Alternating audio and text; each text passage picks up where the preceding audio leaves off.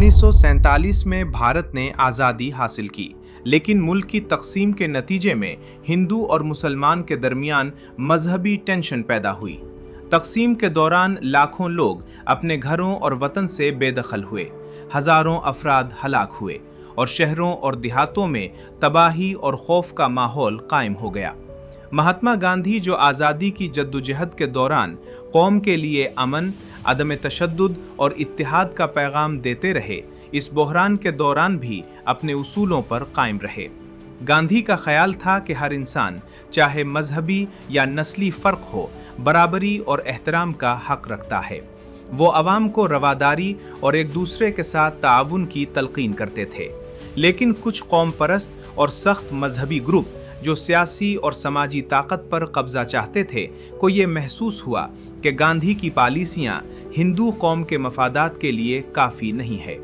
इन लोगों में नफरत इस हद तक बढ़ गई, उन्होंने कहना शुरू किया, अगर गांधी इसी तरह हर मजहब के लिए एहतराम जारी रखेंगे तो हिंदू कौम के सियासी और समाजी हुकूक कमज़ोर हो सकते हैं।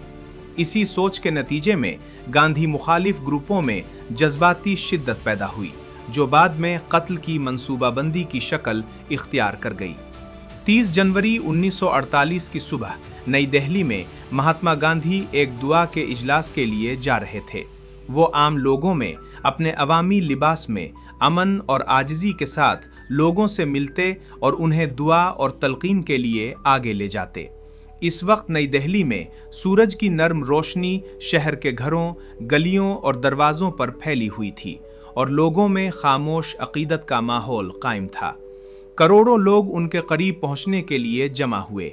हर कोने में देखने वालों के चेहरे हैरत और अकीदत से भरे हुए थे। गांधी के कदम कदम पर लोगों का एहतराम और उनके अल्फाज का असर एक अमन और रफ़ाक़त का माहौल पैदा कर रहा था।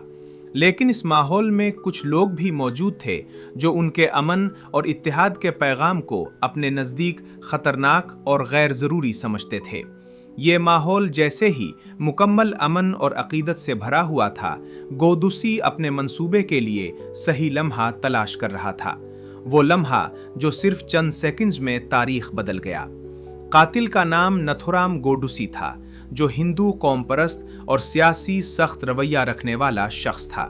गोडुसी का ख्याल था कि महात्मा गांधी हिंदू कौम के हुकूक और मफादात के लिए अच्छा नहीं हैं और उनकी पॉलिसियां भारत में हिंदू ताकत और सलामती को कमज़ोर कर रही हैं। इसने फैसला किया कि गांधी को मारने से हिंदू मफादात महफूज होंगे और गांधी के सियासी और समाजी असरात ख़त्म किए जा सकते हैं। गोडुसी ने अपना हथियार तैयार किया और जब गांधी आम लोगों के दरमियान आगे बढ़े तो उसने फायरिंग की। 3 गोलियां लगने से महात्मा गांधी जमीन पर गिर पड़े। फौरन लोग खौफ और सदमे में मुब्तला हो गए।